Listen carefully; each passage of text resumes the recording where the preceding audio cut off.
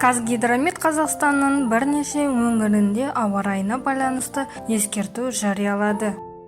Синоптиктердің болжамына сәйкес, 3 қыркүйекте Батыс Қазақстан облысының солтүстік-батысында нөсер жауын жауады. Облыстың солтүстік-батысында найзағай ойнап, бұршақ жауады. Жел оңтүстік-батыстан, оңтүстіктен соғып, найзағай кезінде желдің жылдамдығы секундына 15-20 метрге жетеді. Атырауда тұңғыш рет алма мен лимон шырынын өндіретін өнеркәсіп іске қосылды. Қанатқақты жоба былтыр қолға алынған болатын. Енді биылғы терілге алма жергілікті жерде өңделе бастады. Жаңашыл кәсіпкердің бастамасы ауылдық жерлерде үлкен қызығушылық туғызды. Жалпы мұнайлы өңір шаруалары өңдеу өнеркәсібін игере бастаған. Мемлекет қолдауына сүйенген ауыл азаматтары өздері өндірген көкөніс пен алма, лимон өңдеуге бет бұрды.